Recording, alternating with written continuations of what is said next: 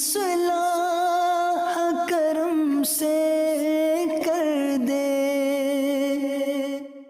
الحمدللہ رب العالمین والصلاة والسلام علی سید الانبیاء والمرسلین، اما بعد فاعوذ باللہ من الشیطان الرجیم، بسم اللہ الرحمن الرحیم۔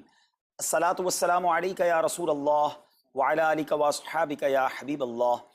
الصلاة والسلام علیک یا نبی اللہ وعلی آلک واصحابک یا نور اللہ۔ میٹھے میٹھے اسلامی بھائیوں، درود پاک پڑھنے کے بے شمار فضائل و برکات ہیں۔ مصطفیٰ جان رحمت، شمع بزم ہدایت صلی اللہ تعالی علیہ وسلم کا فرمان عالی شان ہے کہ جو کوئی شخص مجھ پر ایک بار درود پاک پڑھتا ہے، اللہ تعالیٰ اس پر 10 رحمتیں نازل فرماتا ہے، اس کے 10 گناہوں کو مٹا دیتا ہے اور اس کے 10 درجات کو بلند فرماتا ہے۔ تو سبحان اللہ، ایک درود پاک پر اتنی برکتیں ہیں، تو جو کثرت سے درود پاک پڑھتے ہیں ان کو کتنی برکتیں نصیب ہوتی ہوں گی۔ تو ہم سب کو مل کر کثرت کے ساتھ درود پاک پڑھنے ہیں۔ آئیے مل کر محبت کے ساتھ بآواز بلند درود پاک پڑھ لیں۔ صلو علی الحبیب صلی اللہ تعالی علی محمد صلی اللہ علیہ وسلم۔ میٹھے میٹھے اسلامی بھائیو، آج جو ہمارا بیان کا موضوع ہے کہ رمضان کا استقبال کیسے کیا جائے، رمضان کی پریپریشن کیسے کی جائے۔ دیکھیں، ہمارے گھر پہ جب کوئی مہمان آتا ہے ہم اس کی تیاری کرتے ہیں، اس کے لیے ہم ایک اچھی یوں سمجھیے کہ پریپریشن کرتے ہیں، اور جیسا مہمان ویسی تیاری۔ جس کے لیے دل میں زیادہ محبت ہوتی ہے اس کے لیے ہم زیادہ تیاری کرتے ہیں۔ تو اب ذرا آپ سوچئے کہ ایسا مہمان جو ہماری مغفرت کروانے آ رہا ہے، ایسا مہمان جو ہمیں بخشوانے آ رہا ہے، تو پھر ہمیں اس کے لیے کتنی کوشش کرنی چاہیے۔ تو آج یہاں پر جو ہم حاضر ہوئے ہیں، اللہ کرے کہ ہم رمضان کا صحیح معنوں میں استقبال کرنے میں کامیاب ہو جائیں۔ رمضان اللہ کا احسان ہے۔ رمضان کی اہمیت کو سمجھنے کے لیے یہی کافی ہے کہ پیارے آقا علیہ الصلوۃ والسلام فرماتے ہیں کہ اگر میری امت کو معلوم ہوتا کہ رمضان کیا ہے تو وہ تمنا کرتے کہ سارا سال ہی رمضان ہو۔ سبحان اللہ، مولا علی شیر خدا کرم اللہ تعالی وجہ الکریم کا یہ قول کتنا نرالا ہے۔ آپ فرماتے ہیں اگر اللہ تبارک و تعالیٰ کو اس امت کو عذاب دینا ہوتا تو اس امت کو رمضان اور سورہ اخلاص عطا نہ فرماتا۔ اس کا مطلب کیا ہوا کہ یہ بخشوانے، عذاب سے بچانے کے لیے آ رہا ہے، رحمتیں برسانے کے لیے آ رہا ہے۔ کاروباری لوگ بھی مجھے سن رہے ہوں گے، جس علاقے میں جس اسٹور پر کوئی ڈسکاؤنٹ ہوتا ہے، کوئی اسکیم ہوتی ہے، فائدہ ہوتا ہے، ہم ادھر پہنچ جاتے ہیں۔ رمضان ایک ایسی اسکیم ہے، رمضان ایک ایسا بینیفٹ دیتا ہے کہ احادیث میں یہ مضمون ہے کہ فرض کا ثواب 70 گنا کر دیا جاتا ہے، نفل کا ثواب فرض کے برابر کر دیا جاتا ہے، شیطان کو بند کر دیا جاتا ہے، جہنم کو تالے لگا دی جاتے ہیں، جنت کے در کھول دیے جاتے ہیں۔ روزہ دار کے منہ سے جو اسمیل آتی ہے، جو بو آتی ہے، بعض اوقات ہم کہتے ہیں یار پیسٹ نہیں کر سکے پورا دن، منہ سے اسمیل آ رہی ہے۔ سنیے، یہ اسمیل جو ہے یہ اللہ کے نزدیک مشک کی خوشبو سے بھی زیادہ بہتر ہے۔ اللہ اللہ، ذرا آپ غور تو کیجئے، ہر سجدے پر 1500 نیکیاں دی جاتی ہیں، ہر سجدے پر سرخ یاقوت کا جنت میں ایک محل بنا دیا جاتا ہے۔ اتنی نیکیاں، پھر وہ کتنا بدنصیب ہے جو رمضان میں بھی عبادت نہ کرے، رمضان میں بھی اللہ کو راضی کرنے میں کامیاب نہ ہو۔ روزانہ افطار کے وقت 10 لاکھ گناہگار بخش دیے جائیں، اور جناب ہر جمعے کو جب رمضان میں جمعہ آئے تو ہر لمحے 10 لاکھ گناہگار بخشے جائیں، تو کروڑوں اربوں لوگوں کی بخشش گویا رمضان میں ہونی ہے۔ تو پھر ہمیں اس کی کیسی تیاری کرنی چاہیے، کتنا ثواب کمانے کے بارے میں سوچنا چاہیے۔ لیکن یہاں ایک اور بڑی امپورٹنٹ بات ہے، ایک تو رمضان میں نیکیاں کرنی ہے، دوسرا بڑا کام یہ کرنا ہے کہ ہمیں رمضان میں گناہوں سے بچنا ہے، کیونکہ عادتیں تو ساتھ ہی لگی ہوئی ہیں نا۔ شیطان بند ہے لیکن ہماری اپنی عادتیں، جس کی روز حرام دیکھنے کی عادت ہے، حرام سننے کی عادت ہے، حرام بولنے کی عادت ہے، ایسا تو نہیں ہوگا نا چاند آتے ہی سارے سوئچ آف ہو جائیں گے، وہ عادتیں ساتھ ہی چل رہی ہوتی ہیں۔ غور کیجئے کہ رمضان میں جو گناہ کرتا ہے نا، اس کا عذاب بھی بڑھ جاتا ہے، اس کی پنشمنٹ بھی بڑھ جاتی ہے۔ یہ ایسے ہی ہے کہ کوئی مسجد کے اندر آ کے گناہ کرے تو آپ کہیں گے نا یار خدا کا خوف کرو، مسجد میں ایسا کام کر رہے ہو۔ کوئی مکہ شریف حرم میں اندر جا کر گناہ کرے تو کتنا شدید ہو جائے گا وہ۔ تو رمضان جب اتنا مقدس مہینہ ہے، اس میں گناہ کرنا، اس کی پنشمنٹ بھی زیادہ ہے۔ ایک بار مولا علی شیر خدا کرم اللہ تعالی وجہ الکریم نے ایک قبر والے کا حال دیکھا، اور دیکھا اس قبر والے پر عذاب ہو رہا ہے، اور وہ چلانے لگا، عرض کرنے لگا اے علی میری مدد فرمائیے، اللہ کی بارگاہ میں سفارش کیجئے۔ مولا علی شیر خدا نے ہاتھ اٹھائے کہ اے مولا اسے بخش دے۔ ارشاد ہوا اے علی اس کی سفارش نہ کریں۔ عرض کی مولا وجہ کیا ہے؟ ارشاد فرمائے رمضان کے روزے تو رکھتا تھا مگر رات گناہوں سے باز نہیں آتا تھا۔ روزے رکھ کر گناہ کرنے والے کو اتنا عذاب، تو جو روزے ہی نہ رکھے، ایسے بھی لوگ ہیں جو رمضان میں روزے نہیں رکھتے، پلیز اس کو ایزی نہ لیں. ہمیں نہیں معلوم، پتہ نہیں اگلا رمضان پھر نصیب ہوگا کہ نہیں. پچھلے رمضان میں کتنے لوگ تھے جو ہمارے ساتھ تھے، اس رمضان میں نہیں. اور اللہ پہلے تو ہم یہ دعا کرتے ہیں اللہ ہمیں یہ رمضان بھی عطا کر دے. زندگی کا کیا بھروسہ، دنیا کی جو کیفیت ہے آپ کے سامنے ہے، کبھی بھی جا سکتے ہیں. تو پھر اس رمضان کو تو سمجھ لیں بس ایک موقع بنا دیں، لائف چینجنگ ایکسپیرینس بنا دیں کہ بس اس میں عبادت کرنی ہے، اس میں خوب سجدے کرنے ہیں، اس میں روزے رکھنے ہیں، اس میں تراویح پڑھنی ہے، اس میں گناہ نہیں کرنے ہیں. اور آئیے میں آپ کو بتاتا ہوں کہ نبی پاک صلی اللہ تعالیٰ علیہ وسلم رمضان کیسے گزارتے تھے. ایک مسلمان کے لیے اس سے بہترین رول ماڈل کیا ہوگا کہ رمضان میرے آقا کیسے گزارتے. تو مختلف احادیث کا جو سمری ہے وہ یہ ہے کہ نبی پاک علیہ السلام عبادت میں کمر بستہ ہو جاتے، بستر پر کم تشریف لاتے. بی بی عائشہ فرماتی ہیں کہ نبی پاک کے چہرے کا رنگ بدل جاتا تھا، متغیر ہو جاتا. کیوں؟ کہ نبی پاک پر خوف خدا طاری ہوتا. آپ گر گڑاتے، آپ رات بھر التجائیں کرتے. میرے آقا رو رو کر دعاؤں میں رمضان گزارے، چہرے کا رنگ بدل جائے. اور یہاں کچھ لوگ تو وہ ہیں کہ جن کا وزن ہی بڑھ جاتا ہے رمضان میں. اتنا کھانا کھانا ہے، سحری میں زیادہ کھانا ہے کہ سارا دن بھوکا رہنا ہے، افطار میں اس لیے زیادہ کھانا ہے کہ پورا دن بھوکا رہے تھے، پھر رات کو 2-3 بار مزید کھانا ہے کیونکہ کل روزہ رکھنا ہے. تو رمضان فوڈ فیسٹیول نہیں ہے، رمضان عبادت کے لیے آیا ہے. لوگ تیاری کر رہے ہوں گے بھی رمضان کی، وہ کیا کر رہے ہوں گے کہ افطار میں کیا پکانا ہے، سحری میں کیا پکانا ہے، کون سا آئٹم شارٹ ہے. نہیں میرے بیچ اسلامی بات، یہ جو بھوک کا احساس ہے نا روزے میں، اس کی حکمت علماء نے بیان کی ہے کہ بھوک غربت کا احساس دلاتی ہے، فقیری کا احساس دلاتی ہے، بندے کا غرور تکبر بیٹھ جاتا ہے. کتنے نقاہت میں آ جاتے ہیں ہم، ہمت ہی نہیں ہوتی کوئی کام کرنے کی. تو یہ احساس دلاتی ہے کہ تیری اوقات کیا ہے، غریب کیسے زندگی گزارتا ہے، فقیر کیسے زندگی گزارتا ہے. لیکن کچھ لوگ وہ ہیں جن کو بھوک ہی نہیں لگتی کیونکہ وہ اتنا کھا لیتے ہیں یا پھر سوتے ہی رہتے ہیں. روزے کی حکمت یہ نہیں ہے. نبی پاک آنسو بہاتے تھے، آقا کا چہرے کا رنگ بدل جاتا. اور پھر بتایا کہ رمضان میں جب جبریل امین نبی پاک علیہ السلام کے پاس آتے تو آقا علیہ السلام ان کے ساتھ قرآن پاک کا دور فرماتے. اور پھر ایک اور نبی پاک کا خوبصورت انداز کہ پیارے آقا ویسے تو سب سے بڑھ کر سخی ہیں، مگر جب رمضان آتا تو نبی پاک کا دریائے سخاوت ایسے بہتا تھا جیسے تیز آندھی، بلکہ اس سے بھی زیادہ. اللہ یہ 3-4 چیزیں آپ نے میں نے پکڑ لینی ہیں. آقا علیہ السلام کے پیچھے پیچھے جانا ہے نا جنت میں، ہم نے بھی یہ کام کرنا ہے. یہ راتیں مانگنے کی راتیں ہیں، التجا کرنے کی راتیں ہیں، سجدے کرنے کی راتیں ہیں. ہمیں تہجد بھی پڑھنی ہے، ہمیں انشاءاللہ نوافل بھی پڑھنے ہیں. اور کم از کم قرآن ایک بار تو پورا انڈرسٹینڈ تو کریں نا. تلاوت، ترجمہ، تفسیر کب کریں گے؟ بڑی بڑی ڈگریاں ہیں، بڑے بڑے پاسپورٹ اور جناب بہت سارا سرمایہ ہے، مگر ایک بار بھی قرآن پورا ترجمے اور تفسیر سے نہیں پڑھا ہوگا. بہت سارے لوگ ایسے ہیں. ذرا سوچئے نا.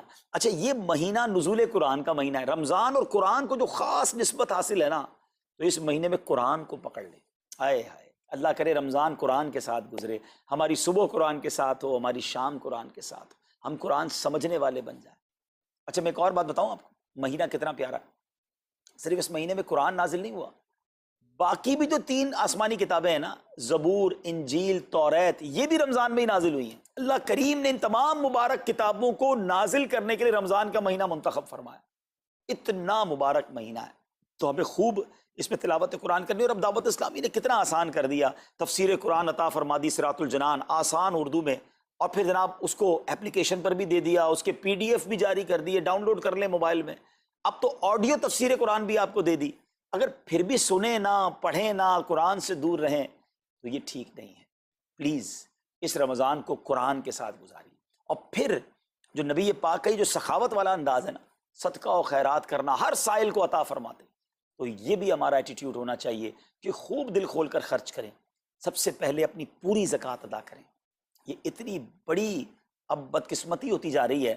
ایسا فیل ہوتا ہے دنیا بھر کے تاجران اور لوگوں سے جب ہم ملتے ہیں کہ جس طرح رمضان کے علاوہ بہت تھوڑی تعداد میں مسلمان نماز پڑھتے ہیں نا 5 ٹائم، ایسا لگتا ہے اب زکوٰۃ بھی بہت کم لوگ ہی دیتے ہیں، پوری زکوٰۃ نہیں دیتے، اندازے سے نکال دی، کیلکولیشن کرتے نہیں ہیں. اور یہ بھی فیلنگز آتی ہیں کہ زکوٰۃ جتنی بڑھتی جاتی ہے نا، ہزاروں میں جس کی زکوٰۃ ہے وہ دے دیتا ہے، لاکھوں والا بھی شاید دے دیتا ہے، لیکن جب زکوٰۃ ہی کروڑوں میں پہنچ جاتی ہے نا، تو پھر یہ دل پر بھار پڑنا لگ جاتا ہے، ڈیفیکلٹ لگنا شروع ہو جاتی ہے. بندہ یہ کیوں نہیں سوچتا کہ اگر اللہ پاک نے مجھ پر لاکھوں میں زکوٰۃ ہے تو اللہ نے کروڑوں دیے تو لاکھوں میں زکوٰۃ ہے نا. اگر کروڑوں میں زکوٰۃ ہے تو اربوں ہیں تو کروڑوں میں زکوٰۃ ہے نا. زکوٰۃ کتنی ہے؟ ضروریات زندگی کی تمام چیزوں سے فارغ ہونے کے بعد جو مال تجارت، سونا چاندی، کیش یا پرائز بانڈ، یہ جو اس کی تفصیلات ہیں، اس پر 2.5% ہے۔ میں ایک اور لاجک سے آپ کو بات سمجھاؤں، اگر اس لاجک سے سمجھیں تو زکوٰۃ تو 1-1.5% بنتی ہے۔ وہ کیسے؟ ہم سب کے گھر نکل گئے، اس پہ زکوٰۃ نہیں ہے۔ ہماری گاڑیاں نکل گئیں، اس پہ زکوٰۃ نہیں ہے۔ جن کی فیکٹریاں ہیں وہ فیکٹریاں بھی مائنس کر دی گئیں، جن کی دکانیں ہیں وہ دکانیں بھی مائنس ہو گئیں۔ اچھا جناب، اس کے علاوہ اگر کرائے پہ کچھ پراپرٹی دی ہوئی ہے اس پر زکوٰۃ نہیں ہے۔ اگر ان سب پر زکوٰۃ ہوتی، یعنی جو کچھ میرے پاس ہے ان سب پر ہوتی تو کتنی زیادہ ہو جاتی، اور اتنی ساری چیزیں نکل گئیں تو پھر تو اگر ٹوٹل پر لگائیں تو 1-1.5% ہی بنتا ہے۔ تو اب جب سب کچھ نکالنے کے بعد تھوڑے سے مال پر 2.5% ہے اور بھی سال میں ایک بار ہے، تو اس کو بھاری نہ سمجھیں، یہ بربادی ہے جو زکوٰۃ نہیں دیتے۔ یاد رکھیے گا، حدیث پاک کا مضمون ہے کہ یہ مال کا میل ہے، جس مال سے مل جائے اس مال کو بھی برباد کر دیتا ہے۔ بربادیاں آتی ہیں، بے سکونیاں آتی ہیں، بیماریاں آتی ہیں، اور آگے جو دے دیتا ہے سبحان اللہ، اس کے بارے میں حدیث پاک میں آتا ہے کہ اپنی زکوٰۃ دے کر اپنے مالوں کو مضبوط قلعوں میں قید کر لو، اپنے مال کو سیکیور کریں۔ لوگ کہتے ہیں انشورنس ہونی چاہیے، آگ نہ لگ جائے، چوری نہ ہو جائے، ڈوب نہ جائے۔ اللہ کے حبیب علیہ الصلوۃ والسلام فرماتے ہیں، جس کا مضمون ہے کہ جب بندہ اللہ کی راہ میں خرچ کرتا ہے نا، تو وہ صدقہ بندے کے ہاتھ سے نکل کر اللہ کے دستے قدرت میں چلا جاتا ہے، اور اللہ کریم تمہارے صدقوں کو پالتا ہے، جس طرح تم اپنے جانور کے بچوں کو پالتے ہو۔ بچہ ہوتا ہے نا جانور کا، بڑا ہو جاتا ہے، فرمایا بندہ کھجور کا صدقہ دے گا، اللہ پہاڑ جتنا عطا فرمائے گا، اس دن بھی ملے گا اور ملٹیپلائی ہو کر ملے گا۔ اچھا، جو ادھر خرچ کیا ادھر کیا ملے گا؟ ادھر بھی نبی پاک علیہ الصلوۃ والسلام فرماتے ہیں، جس کا مضمون ہے میں قسم کھا کر کہتا ہوں، یعنی نبی پاک تو جو فرمائے حق ہے۔ اس حدیث میں تو آقا علیہ الصلوۃ والسلام قسم اٹھا رہے ہیں کہ میں قسم کھا کر کہتا ہوں کہ اللہ کی راہ میں خرچ کرنے سے مال کم نہیں ہوتا، نہ ادھر کم ہونا ہے اور ادھر بھی ملنا ہے، تو پھر تو سودا اب کتنا نفع والا ہے۔ اور یہ آپ چیک کر لیں، پوری دنیا میں جہاں مجھے سنا جا رہا ہے کہ جو لوگ پوری زکوٰۃ دیتے ہیں نا، ان کا مال ملٹیپلائی ہوتا ہے، اگلے سال زیادہ زکوٰۃ دے رہے ہوتے ہیں۔ زیادہ زکوٰۃ کیسے ہو گئی؟ کیونکہ مال بھی بڑھ گیا، تو ادھر بھی بینیفٹ ہے، ادھر بھی بینیفٹ ہے، نقصان کا سودا ہی نہیں ہے۔ پھر چاہتے ہو بلاؤں سے بچ جائیں، تو روایتوں کا مضمون ہے کہ صدقہ بلا اور بندے کے بیچ میں آ جاتا ہے، بلا اترتی ہے، صدقہ روک لیتا ہے، لڑائی کرتا ہے اس سے، اور بندے پر بلائیں اور پرابلمز اور ڈیفیکلٹیز آنے سے اسے روکتا ہے۔ تو اگر چاہتے ہیں کہ برائیوں کے دروازے بند رہیں، چاہتے ہیں کہ بری موت سے بچیں، چاہتے ہیں کہ رزق میں اضافہ ہو، چاہتے ہیں کہ بلاؤں سے بچیں، ادھر بھی مال میں اضافہ ہو، ادھر بھی خزانے ملیں، تو اللہ کی راہ میں دل کھول کر خرچ کریں۔ اور یہ مہینہ it's the right month for generosity, یہ بہترین مہینہ ہے سخاوت کرنے کا، کیونکہ نبی پاک کا یہ انداز تھا کہ رمضان میں خوب سخاوت فرماتے۔ تو غریبوں کی مدد کریں، ایسی مدد کریں کہ چہروں پہ مسکراہٹیں آ جائیں، لوگوں کے دسترخوان اچھے ہو جائیں، ان کے گھروں میں بھی کچھ اچھے کھانے پہنچ جائیں۔ اور اس میں سب سے بہترین طریقہ یہ ہے کہ اپنے غریب رشتہ داروں کو آپ مدد کریں۔ اگر وہ مستحق ہے نا زکوٰۃ کے، تو حق ہے کہ سب سے پہلے اپنے غریب رشتہ داروں کو دیں، پھر زکوٰۃ بچ جائے تو عاشقان رسول کی عظیم الشان بڑی تحریک دعوت اسلامی آپ کے سامنے ہے، جو دین متین کی خدمت کر رہی ہے۔ جامعۃ المدینہ ہیں، مدرسے ہیں، بچے اور بچیاں عالم بن رہے ہیں، عالمہ بن رہے ہیں، حافظ بن رہے ہیں، ناظرہ قرآن، اور ان سے کوئی فیس بھی نہیں لی جا رہی۔ ہزاروں بچے فری آف کاسٹ ہمارے پاس ایکوموڈیشن رکھے ہوئے ہیں، جن کو کھانا پینا رہنا دعوت اسلامی نے دینا ہے۔ آپ ذرا سوچئے، یہ امت کی کتنی بڑی خدمت ہے کہ علماء دینا، حافظ قرآن، مسجدوں کے امام یہاں سے پروڈیوس ہوتے ہیں۔ اور پھر آگے چلیں تو دعوت اسلامی نے اسلامک میڈیم اسکول بنائے دارالمدینہ، پھر سال کی 600 کے قریب مسجد دعوت اسلامی بناتی ہے۔ میڈیا کے ذریعے جو بے حیائی پھیلائی جا رہی تھی، تو مدنی چینل اردو، پھر مدنی چینل انگلش، پھر مدنی چینل بنگلہ۔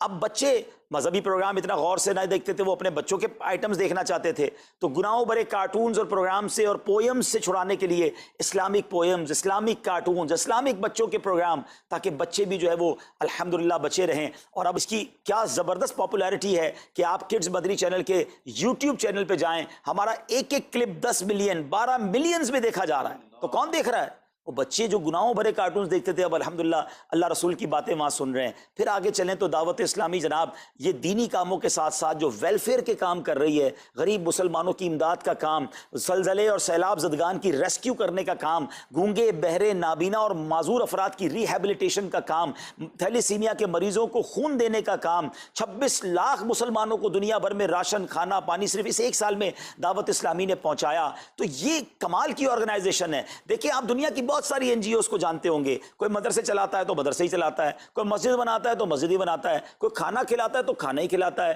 کوئی جناب غریبوں کی مدد تو وہی کام، کوئی ہاسپٹل تو ہاسپٹل۔